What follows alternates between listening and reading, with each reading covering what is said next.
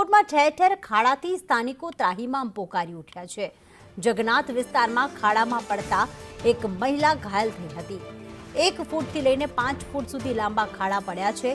Pipeline માટે ખોદાયેલા રસ્તાનું repairing કામ હજુ પણ બાકી છે, તો ઠેર ઠેર પડેલા ખાડાથી વાહન ચાલકો પરેશાન થઈ રહ્યા છે। કોર્પોરેશન અને કોન્ટ્રાક્ટરની નબળી કામગીરી સામે આવી છે। રાજકોટની અંદર છે અને આજે અત્યારે ડીઆઈ પાઇપલાઇનનું કામકાજ ચાલે છે।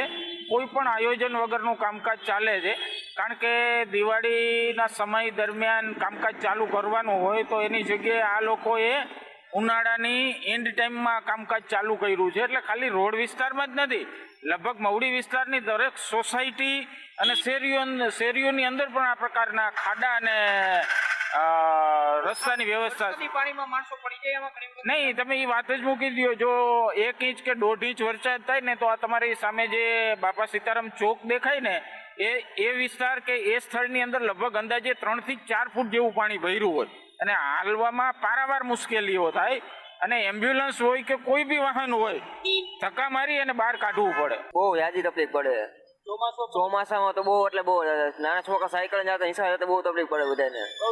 હા, કોઈ નેતા ધ્યાન નહીં દેતા, કોર્પોરેશન હવે એ કઈ ખબર નથી આપણે આ બાજુ। હા, એને આટલું થતું હોય ને નેતા ધ્યાન ન દેતા એટલે તો। ચોમાસાની શરૂઆત થતા જ રાજકોટના અલગ અલગ વિસ્તારની અંદર ખાડા રાજ સામે આવી રહ્યું છે। અત્યારે સંદેશ ન્યૂઝની ટીમ પહોંચી છે ગ્રાઉન્ડ ઝીરો તૈયાર કરવા માટે રાજકોટના મવડી વિસ્તારની અંદર, અને મવડી વિસ્તારની અંદર પ્રવેશનો જે રસ્તો તમે જોઈ રહ્યા છો, આખો રસ્તો ખાડા રાજની અંદર ફેરવાઈ ગયો છે।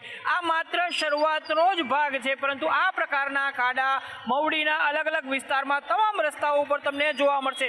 દર વર્ષે દાવો કરવામાં આવે છે કે અહીંયા રસ્તો છે તે સારો બનાવવામાં આવશે, પરંતુ આપ જો આ પ્રકારનો ડામર છે રસ્તા ઉપરથી ઉખડી જાય છે।